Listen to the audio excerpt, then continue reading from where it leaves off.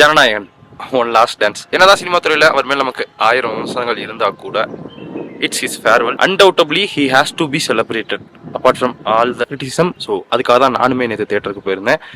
யூஸ்வலாக அவர்னு இல்லை, முடிஞ்சளவு எல்லா படங்களுக்குமே FDFSல போய் பார்க்குற பழக்கம்ன்றது எனக்கு இருந்தது.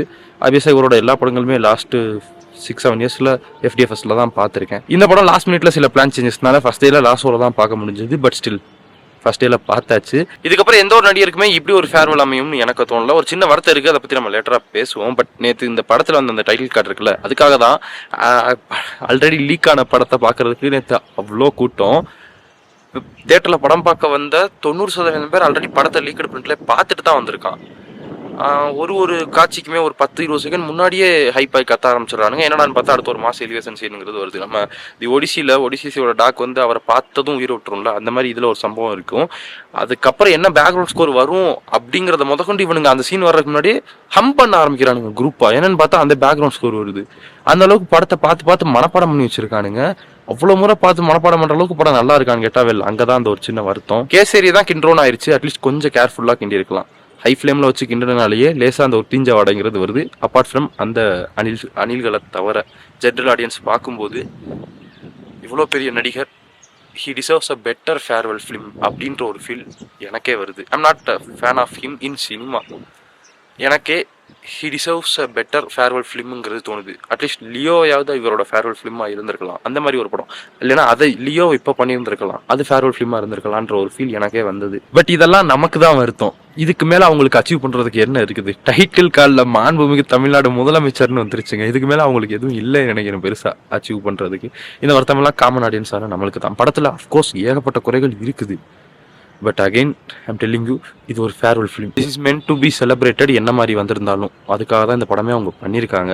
ஆக்சுவலாக படத்தை பார்த்ததுக்கு அப்புறம் தான் ஏன் இந்த படத்தை லீக் பண்ணது விஜய் அண்ணாவே இருக்குன்ற ரூமர்லாம் வந்ததுங்கிறதே புரிஞ்சது. இது முழுக்க டிவிக்கோட பொலிட்டிக்கல் அஜெண்டா ஃபிலிமாக தான் இருக்குது. அதனால தான் அந்த சந்தேகம் எழுந்திருக்கு. அது ஏன்னு இப்போ தான் எனக்கு புரிஞ்சது படம் பார்த்ததுக்கு அப்புறம். ஆக்சுவலாக written and directed by H வினோத்னு போட்டதுக்கு பதிலாக அதுலேயுமே தளபதி விஜய்ன்ற பேரை போட்டிருந்துருக்கலாம். மாண்புமிகு முதலமைச்சர், தமிழ்நாடு முதலமைச்சர் விஜய்ங்கிற பேரை போட்டிருந்துருக்கலாம். மேபி இந்த ரோபோ, அந்த ரிமோட் கண்ட்ரோல் வார், இந்த போர்ஷன் வேணால் ஹச் வினோத் எழுதியிருக்கலாம். பகவந்த் கேசரி நான் பார்த்துருக்கேன், அதுலேருந்து தான் எடுத்து கொஞ்சம் ரீஒர்க் பண்ணியிருக்காங்க இவங்களுக்கு ஏற்ற மாதிரி. அந்த சின்ன பட்டி டிங்கரிங் வேணால் ஹச் வினோத் பார்த்துருக்கலாம். பட் அதை தாண்டி வச்சிருக்க ஒரு காட்சியும் ஒரு டைலாக்கும் அஃப்கோர்ஸ் விஜய் அவர்கள் தான் எழுதி வச்சுருக்காங்க.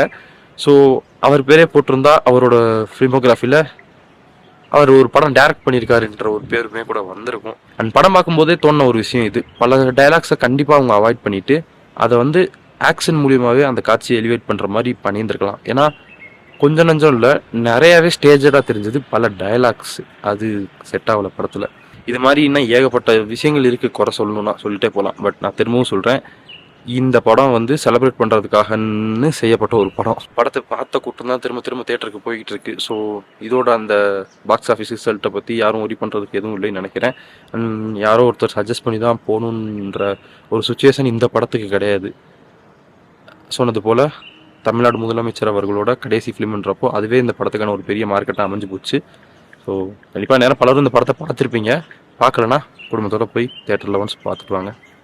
சீக்கிரமே இன்னொரு வீடியோ சந்திக்கிறேன். பாய்.